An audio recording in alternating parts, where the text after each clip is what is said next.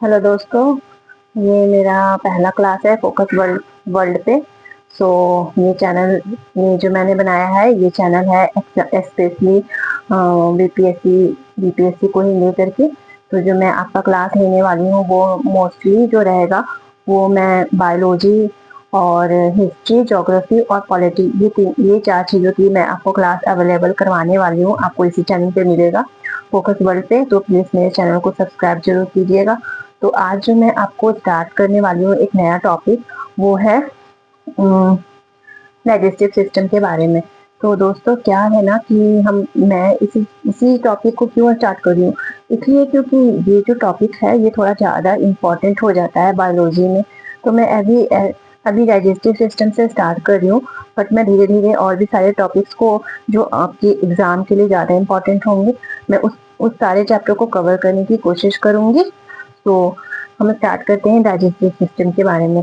तो दोस्तों होता क्या है कि डाइजेस्टिव सिस्टम वो चीज़ होती है जिसमें हम लोग खाना को कैसे लेते हैं और वो कैसे हमारे बॉडी के अंदर जाता है और किस तरह से उसमें उसका पाचन पाचन शुरू होता है। तो होता क्या है कि हम इसको डाइजेस्टिव सिस्टम ही क्यों बोलते हैं, क्योंकि इसमें बहुत सारे अंग मिलकर के पाचन तंत्र बना लेते हैं, जिसे इसमें जो जो भाग पार्ट लेते हैं हमारे फूड को डाइजेस्ट करने में, हम लोग उसी को पूरी चीजों को ही क्या बोलते हैं, डाइजेस्टिव सिस्टम बोलते हैं।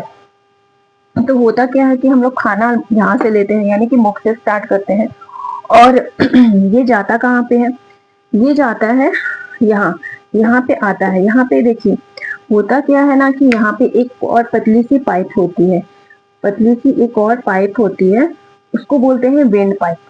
तो इस यहीं पे होता है वेन पाइप, और वेन पाइप के बगल में ही होता है फूड पाइप, यानी कि इसको हम लोग बोलते हैं फूड पाइप। तो यहाँ पे प्रेजेंट होता है एपिग्लॉटिस। एपिग्लॉटिस में है जो फूड को किधर भेजना है, वेन पाइप में भेजना है या फूड पाइप में भेजना है, इस चीज को कौन डिसाइड करता है, एपिग्लॉटिस करता है। तो हमारे यहाँ पे एक गेट टाइप का होता है, यहाँ पे क्या होता है, एक ढक्कन टाइप का होता है, ये आपको खाने को बताता है कि किस साइड हमको इसको भेजना है। तो ये खाने को भेजता कहाँ पे है, फूड पाइप के थ्रू भेजता है। और ये खाना हमारा कहाँ जाता है, खाना मेनली जो है ये पूरे सिस्टम को, खाना फिर जाता है हमारा स्टमक में, स्टमक से फिर कहाँ आता है, स्टमक से आता है सीधे स्मॉल इंटेस्टाइन में, स्मॉल इंटेस्टाइन के बाद खाना आ जाता है रेक्टम में, और रेक्टम में खाना उसके बाद जब हमारा माइंड बोलता है, उसके बाद ये खाना सीधे एनएस से आउट हो जाता है।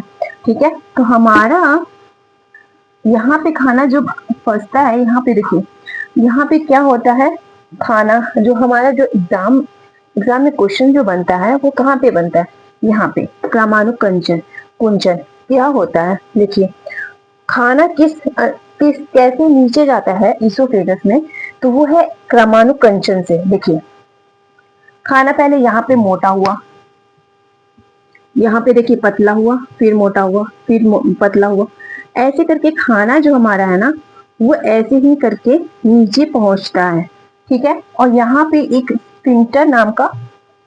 स्फिंक्टर प्रेजेंट होता है, जो क्या करता है, हमारे खाने को बैक यानी कि बैक इसोफेगस में नहीं भेजता है, ये हमारे खाने को कहाँ ढकेलता है, यहाँ स्टमक में ढकेलता है। स्टमक में क्या होता है कि खाना हमारा पहुंचता है, यहाँ पे बनता है हमारा एचसीएल। एचसीएल बनने के बाद इसको देखो, इसको तीन भाग में डिवाइड किया गया है, किसमें किसमें, कार्डियक, फंडस और पाइलोरी। इस तीन चीजों को याद रखिएगा, कार्डियक, फंडस और पाइलोरी। कार्डियक में क्या होता है, यहाँ पे हमारा एचसीएल बनता है, ठीक है, और फंडस यहाँ पे क्या होता है कि कांटे नुमा संरचना पाई जाती है, जिसको क्या बोलते हैं हम लोग, ब्रूजी बोलते हैं। यहीं पे हमारा खाना जो होता है ना सबसे ज्यादा समय तक के लिए रहता है, यानी कि पूरे 4 घंटे के लिए रहता है। और यहाँ पे ये ब्रूजी जो है, ब्रूजी नाम का, वो खड़ा हो जाता है। जब हमें भूख लगती है ना तो ये खड़ा हो जाता है, जिससे हमें एहसास होता है कि नहीं हमें भूख लग चुकी है और हमें खाना खाना चाहिए। तो यहाँ पे क्या होता है, फंडस होता है। यहाँ पे उसके जस्ट नीचे पाइलोरिक इसको बोलते हैं। इसको पाइलोरिक इसलिए बोलते हैं क्योंकि यहाँ पे गैस्ट्रिक जूस का निर्माण होता है। यहाँ पे पाइलोरिक में ही गैस्ट्रिक जूस का निर्माण होता है, जिसमें प्रेजेंट क्या होता है, पेप्सिन और रेनिन प्रेजेंट होता है। अच्छा, एक चीज मैं आपको बताना भूल गई कि कार्डियक में हमारा एसिड बनता है, जो खाने को क्या करता है, एसिडिक बना देता है। हमारा खाना जो ऊपर से आता है उसको क्या एसिडिक बना देता है। अच्छा, एसिडिक बना देता है, दैट मीन्स कि वो क्षार बना देता है, कि हमारे खाने को तो क्षार बनते, यानी कि हम वो तो हम खाने क्षार नहीं, क्या बोलते हैं, एसिडिक बना देता है। एसिडिक बना देता है, दैट मीन्स कि क्या होता है यहाँ पे, ये तो हमारे स्टमक को भी फिर हार्म कर सकता है, लेकिन ऐसा नहीं होता है, क्योंकि हमारे स्टमक में एक अंदर म्यूकोसा नामक परत होती है, जो बहुत मोटी परत होती है, जो उस एसिड से हमारी रक्षा करती है। ये म्यूकोसा है, यही म्यूकोसा एक मोटी परत होती है। ठीक है, यहाँ से फिर देखिए खाना जो हमारा है कहाँ जाता है, खाना हमारा सीधे पहुंचता है स्मॉल इंटेस्टाइन में। ठीक है, स्मॉल इंटेस्टाइन में पहुंचने के बाद यहाँ पे भी खाने का पाचन होता है। खाने का पाचन कहाँ कहाँ होता है, माउथ में होता है, यहाँ होता है और यहाँ होता है, स्मॉल इंटेस्टाइन में अवशोषण होता है। ठीक है, तो खाना यहाँ पे पहुंचता है। इसमें इसमें क्या होता है, इसकी ये देखिए, ये होता है पतला, पतला और काफी लंबी लंबी इसकी लेंथ होती है, यानी कि 6 मीटर की लेंथ होती है स्मॉल इंटेस्टाइन की। लेकिन फिर भी इसको बोला क्यों जाता है स्मॉल इंटेस्टाइन, क्योंकि देखिए इसकी जो विड्थ होती है, यानी कि चौड़ाई जो होती है उसकी बहुत पतली होती है, बट यहाँ पे लार्ज इंटेस्टाइन है, इसकी चौड़ाई थोड़ी मोटी होती है, दैट्स वाई हम लोग इसको लार्ज इंटेस्टाइन बोलते हैं। और इसकी जो लंबाई है वो अबाउट 1.5 मीटर की होती है। और इस पूरे एलिमेंट्री कैनाल की अगर हम बात करते हैं तो ये पूरी लगभग 9 से 10 मीटर की लगभग होती है। ठीक है, हम पूरे एलिमेंट्री कैनाल, देखिए ये पार्ट जो हमारा लीवर, गॉल ब्लैडर, ये हमारे इसमें खाना हमारा पहुंचता नहीं है, खाना हमारा यहीं तक आता है। लेकिन हमारा जो इसका इसमें से जो एंजाइम बनते हैं ना, जैसे कि लीवर जो एंजाइम बनाता है, गॉल ब्लैडर जो बाइल एंजाइम सिक्रीट करता है, फिर उसके बाद गॉल ब्लैडर होता है, यहाँ पे एंजाइम आता है, वही बाइल बाइल जो सिक्रीट करता है लीवर, उसके बाद ये पहुंचता कहाँ है, गॉल ब्लैडर में पहुंचता है। गॉल ब्लैडर से ये सीधा कहाँ आ जाता है, ये सीधा पहुंच जाता है स्मॉल इंटेस्टाइन में। और यहाँ पे पैनक्रियाज भी है ना, ये पैनक्रियाज भी एक एंजाइम सिक्रीट करता है, वो खाना पचाने में मदद करता है। तो वो भी कहाँ पहुंचता है, इसमें डायरेक्ट वो अपना एंजाइम कहाँ भेज देता है, लार्ज इंटेस्टाइन में भेज देता है। ठीक है, तो हम पढ़ेंगे वो एंजाइम्स के बारे में। देखिए ये सलाइवरी ग्लैंड है, सलाइवरी ग्लैंड इसका पीएच कितना होता है, इसका पीएच होता है 6.8 पीएच इसका होता है। इसमें तीन ग्रंथियां पाई जाती है, एक होता है पैराटाइड ग्लैंड, सबमेक्सिलरी ग्लैंड और सबलिंगुअल ग्लैंड। ठीक है, तो पैराटाइड ग्लैंड जो होता है वो कहाँ प्रेजेंट होता है, हमारे दोनों कान के पीछे होता है, दैट मीन्स कि यहाँ पे प्रेजेंट होता है। और ये पैराटाइड ग्लैंड सबसे बड़ी ग्रंथि होती है किसकी, सलाइवरी ग्लैंड की। ठीक है, इसको याद रखिएगा क्योंकि एग्जाम में पूछा जाता है। फिर होता है सबमेक्सिलरी ग्लैंड और उसके बाद आता है सबलिंगुअल ग्लैंड। ठीक है, सबसे छोटा ग्लैंड तो कौन सा होता है, ये सबलिंगुअल ग्लैंड ही होता है। ठीक है, अगर पैराटाइड ग्लैंड में ही कुछ इंफेक्शन होता है ना, तो उसको कौन सी बीमारी बोलते हैं, उसको बोलते हैं मम्स। ठीक है, और इसका कार्य क्या है, इसका कार्य है स्टार्च को माल्टोज में चेंज करना।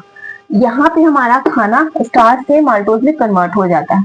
उसके बाद लीवर कौन सा एंजाइम सिक्रीट करता है, लीवर जो है हमारा बाइल को सिक्रीट करता है। देखिए लीवर ही एक ऐसा ऑर्गन है जो अपने क्षतिग्रस्त हिस्सों का निर्माण खुद ही कर लेता है, यानी कि अगर यहाँ पे कुछ भी चोट लगती है तो ये अपना अपना क्षतिग्रस्त हिस्सों का पुनर्निर्माण कर लेता है। ठीक है, लीवर में। और उसके बाद ये सिक्रीट करता है बाइल जूस को सिक्रीट करता है। बाइल जूस कैसा होता है, ये क्षारीय होता है। ठीक है, ये पाचक एंजाइम नहीं होता है, लेकिन ये क्या करता है, ये पचाने में मदद जरूर करता है। ठीक है, हमारा खाना जो है होता है।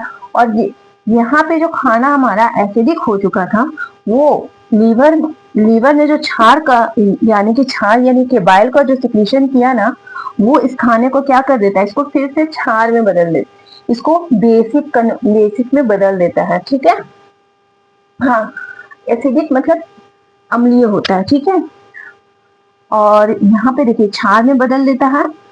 फिर उसके बाद क्या करता है, बाइल में सोडियम ग्लाइकोलेट और टोरोकोलेट नामक नामक एक एंजाइम पाए जाते हैं जो क्या करता है, पायसीकरण करता है, यानी कि फैट को छोटे छोटे चीज जैसे हम खाना खाते हैं तो वो उसमें बड़े बड़े हिस्से होते हैं फैट के, तो उसको क्या करता है छोटे छोटे हिस्सों में इसको तोड़ने का काम करता है। इसी को क्या बोलते हैं, इमल्सिफिकेशन बोलते हैं, ठीक है, यानी कि पायसीकरण बोलते हैं। फिर देखिए ये पैनक्रियास होता है, और पैनक्रियास में ही क्या होता है, पैनक्रियास में हमारे 3 तरह के एंजाइम्स बनते हैं, इसको बोलते हैं ट्रिप्सिन, लाइपेज और अमाइलेज। ट्रिप्सिन क्या करता है, प्रोटीन को पेप्टाइड और अमीनो एसिड में कन्वर्ट करता है, ठीक है, और लाइपेज फैट को फैटी एसिड में कन्वर्ट करता है, अमाइलेज स्टार्च को ग्लूकोज में कन्वर्ट करता है। देखिए यहाँ पे हमारे 3 अमाशय यानी कि पैनक्रियास जो है 3 एंजाइम्स को सिक्रीट करता है, इसको याद रखिएगा। इसको याद करने का एक ट्रिक है टाली, ठीक है, और इसको याद करने का ट्रिक है, देखिए बाइल भी 2 एंजाइम्स को सिक्रीट करता है, पेप्सिन और रेनिन। पेप्सिन और रेनिन, रेनिन का क्या काम होता है, वही दूध को दही में बदलने का काम करता है, ठीक है। और यहाँ पे देखिए सलाइवरी ग्लैंड में भी 2 एंजाइम्स होते हैं, टाइलिन और माल्टेज। माल्टेज होता है जिसको हम लोग याद करेंगे कौन से ट्रिक से, पीएम से, यानी कि सलाइवरी ग्लैंड 2 एंजाइम्स निकालता है, उसका नाम है टाइलिन और माल्टेज, जिसको हम पीएम से शॉर्टकट में याद रखेंगे। अब पैनक्रियास कौन सा एंजाइम सिक्रीट करता है, इसको ताली से याद रखेंगे, और ये स्मॉल इंटेस्टाइन इमलीसूल, इसको हमको याद करने का क्या है ट्रिक, इमलीसूल, ये हमारा क्या है शॉर्टकट। देखिए इमली यानी इरिप्सिन, माल्टेज, लैक्टेज, सुक्रेज और लाइपेज, ठीक है, इसको हम लोग इमलीसूल से याद रखेंगे। इस ट्रिक से अगर आप याद करते हैं तो आप इस चीज को भूल नहीं पाते हैं, और आपको ज्यादा लंबे समय तक याद भी रहता है, एग्जाम के समय में ज्यादा प्रेशर नहीं देना पड़ता है। देखिए अगर आप छोटे छोटे नोट्स बनाते चलेंगे तो एग्जाम के समय रिवीजन करने में ज्यादा टाइम आपको नहीं लगेगा, और कोशिश कीजिए कि आप ज्यादा बड़े बड़े नोट्स ना बना करके छोटे छोटे नोट्स बनाइए, कि एग्जाम के टाइम में क्योंकि रिवीजन करने में बहुत ज्यादा टाइम चला जाता है, और क्योंकि हमारा करंट अफेयर भी होता है, बहुत लंबा लंबा सिलेबस भी होता है, तो बहुत सारे सब्जेक्ट भी हो जाते हैं, जिसकी वजह से हम लोग को रिवीजन करने में काफी समय लग जाता है, और लास्ट में वही प्रॉब्लम हो जाती है। तो एक छोटा सा नोट्स आप हमेशा बना के रखिए, मैं आपको वो नोट्स प्रोवाइड करती रहूंगी, और कोशिश करूंगी कि मैं आपको छोटे नोट्स में काफी चीजें कवर करवा दूं। तो आप इन चीजों को याद रखिए कि हमारे ये जो ग्लैंड होते हैं ना, इसको हम लोग सहायक अंग भी बोलते हैं। देखिए क्योंकि ये क्या होता है, ये यहाँ पे खाना पहुंचता नहीं है, लेकिन हाँ ये जो एंजाइम सिक्रीट करते हैं वो हमारे खाने को पचाने में मदद जरूर करता है। तो यहाँ पे हम लोग ने देखा कि खाना हमारा डाइजेस्ट किस तरह से होता है, और किस तरह से ये बाहर निकल जाता है रेक्टम से होते हुए एनस से ये हमारा खाना वापस बाहर आ जाता है, ठीक है। इस पूरे प्रोसेस को हम लोग बोलते हैं एलिमेंट्री कैनाल, और इसको हम लोग बोलते हैं सहायक अंग। ये सलाइवरी ग्लैंड, लीवर और अग्नाशय, ये क्या है, सहायक अंग है। इंटेस्टाइनल जूस नहीं, इंटेस्टाइनल जूस ये तो सिक्रीशन है, ये एंजाइम्स का जो सिक्रीट करते हैं। अच्छा आपको पता है एंजाइम्स और हार्मोन ये 2 चीजें होती हैं। देखिए यहाँ पे हमारा ये हार्मोन भी सिक्रीट करता है और एंजाइम्स भी सिक्रीट करता है। ये अकेला ही ऐसा एक स्टमक है, अंग है, जो एंजाइम और हार्मोन दोनों को सिक्रीट करता है, ठीक है। लेकिन एंजाइम्स और हार्मोन में डिफरेंस आपको पता है, एक्चुअली ना एंजाइम्स जो होती है वो खाने को पचाने में मदद करता है, लेकिन हार्मोन क्या करता है, वो पचाने में मदद नहीं करता, वो उत्तेजित करता है, हमारे अंगों को उत्तेजित करता है हार्मोन को रिलीज करने में। तो वो ब्लड के साथ जाके डायरेक्ट नहीं मिलता है